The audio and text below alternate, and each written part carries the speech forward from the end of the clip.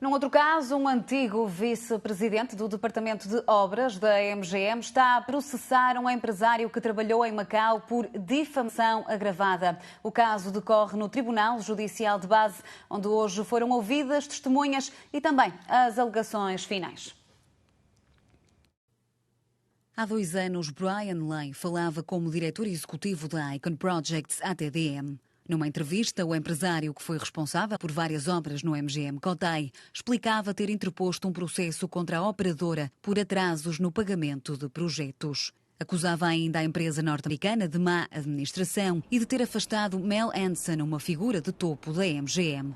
O processo, onde Lay pede mais de 300 milhões de patacas devido à rescisão unilateral de contratos pela MGM, ainda decorre em tribunal.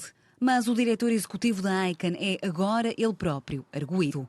Mel Anson, antigo vice-presidente de Design, Development and Construction da MGM, acusa o empresário de difamação agravada. Pede ainda uma indemnização de cerca de 800 mil patacas por danos. Hoje foram ouvidas testemunhas no caso, entre eles o antigo jornalista da TDM, a quem Brian Lay concedeu a entrevista depois de anunciar aos média que tinha avançado com um processo contra a MGM. Ouvidos também António Menano e André Ricci. Menano é secretário-geral da MGM. André Ricci reportava diretamente a Mel Anson, por ser na altura diretor executivo do departamento que este presidia.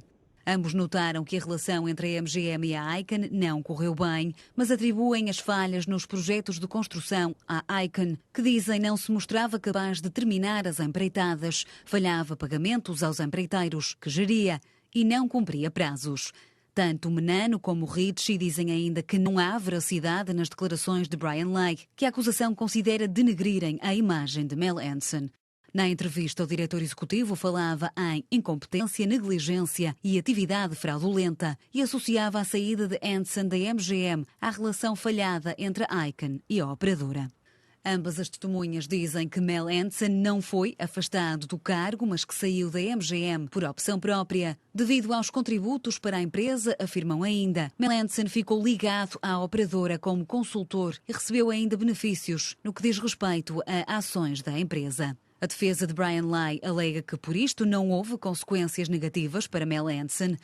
Já a acusação e os antigos colegas de trabalho falam em repercussões na carreira profissional devido às acusações de que Anson foi alvo. Acusações que, realçam, ainda hoje podem ser recuperadas por terem saído na comunicação social.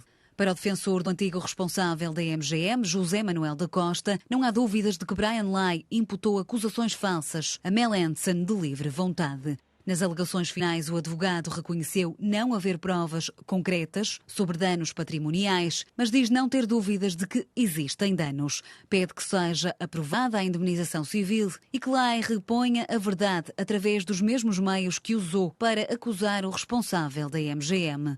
Já a defensora de Brian Lay pediu apenas a habitual justiça ao tribunal. A sentença é conhecida a 6 de maio.